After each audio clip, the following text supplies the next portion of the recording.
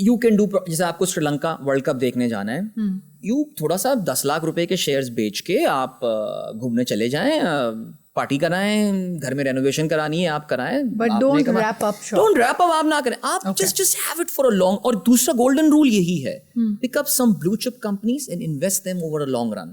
And واقعی آئی مین جو لوگ اگر فرض کریں کہ آج سے 3 سال پہلے اسٹاک مارکیٹ میں ایک مشکل وقت آیا ہوا تھا, جو لوگ اس وقت ایگزٹ کر کے چلے گئے, دے مس دا بگیسٹ بونینزا ایور ان ہماری اسٹاک مارکیٹ جو پچھلے ہم نے 1.5 سال میں دیکھی ہے. میں سدرا سیریسلی میں بڑا فخر سے یہ بات بتاتا ہوں کہ میں نے کچھ میرے جو لسنرز ہیں جو کہ کچھ کنسلٹنسی مجھ سے لیتے ہیں, they are kind enough to کہ سمجھتے ہیں کہ عدیل سے مشورہ کیا جا سکتا ہے. آئی کین ریمبر 3 کیسز جہاں پہ میں نے لوگوں کو پلاٹ لینے سے روکا اور میں نے کہا کہ پلیز یہ پلاٹ نہ لیں, اس کی جگہ انویسٹ ہیئر.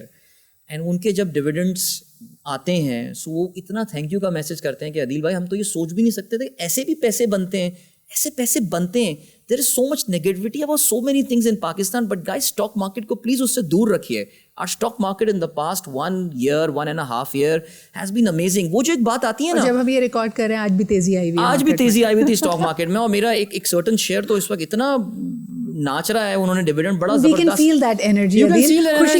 خوشی محسوس ہو رہی ہے. اچھا ابھی ذرا ایک دفعہ ریکیپ دوبارہ کرتے ہیں. آپ نے کہا کہ اسٹاک مارکیٹس کو ایکسپلور کریں, انشورنس جو لائف انشورنس ہوتی ہے, اگر آپ اس نیت سے لے رہے ہیں کہ واقعی آپ کے ڈپینڈنٹس کا کیا ہوگا, you want to have a safety net for them, that's a great idea. But insurance جو لائف انشورنسز ہوتی ہیں وہ کوئی سیونگ ٹول نہیں ہے, اس میں آپ کو کوئی اچھے ریٹرنس نہیں ملیں گے.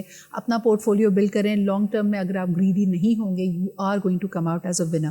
ایک اور چیز جو آج کل لوگ اپنے آپ کو فائنینشلی انڈیپینڈنٹ کرنے کے لیے بہت بات ہو رہی ہے دل, کہ you should start earning in a foreign currency. اس کے لیے gig economy, again we are known as the 5th largest gig economy. Internet آج کل خراب ہے ذرا, اس کے مسئلے مسائل چل رہے ہیں, لیکن is that some thing that you would recommend young people?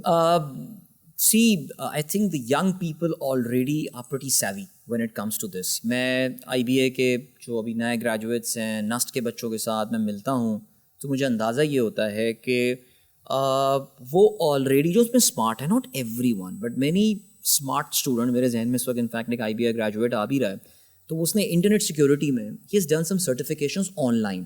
So there is so much stuff available on line کہ آپ اپنے آپ کو اسٹینفرڈ میں رجسٹر کرائیں, یو پے دیم $700 اور اس میں آپ کو وہ ایک سرٹیفکیشن کر کے دے دیں گے, دیٹ از ایکسیپٹیبل گلوبلی.